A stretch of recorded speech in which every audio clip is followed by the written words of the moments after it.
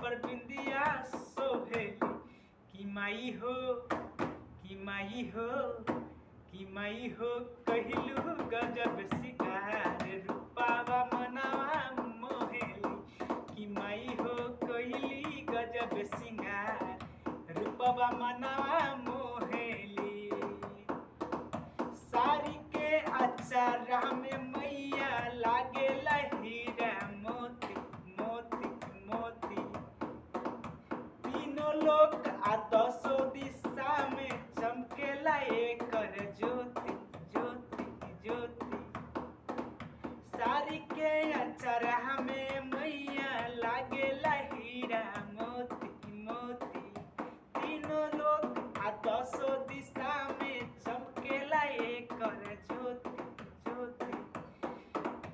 फूल बेली चमेली गमके बगिया में कोयल चहके पवन पुरबहिया बहेला कि पवन पुरबहिया बहेला कि माई हो कि माई हो कि माई हो कहिली गजब सिंगार रूपवा मनवा मोहेला कि माई हो कहिली गजब सिंगार रूपवा मनवा मोहेला। 10 हाथ में अस्त्र शस्त्र बा चमकेला खन खन कंगना कंगना। 10 हाथ में अस्त्र शस्त्र बा चमकेला खन खन कंगना कंगना। चेहरा पर मुस्कान गजब के बाटे कोमल नैना नैना।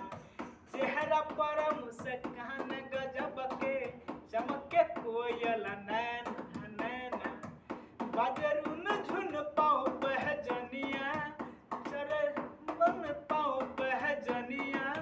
जही बनल तू नचिनिया जितु भजनिया गावेली जितेंद्र भजनिया गावेली कि माई हो कि माई हो कि माई हो कहिलू गजब सिंगार रूपवा मनवा मोहेली कि माई हो कहिलू गजब सिंगार रूपवा मनवा मोहेली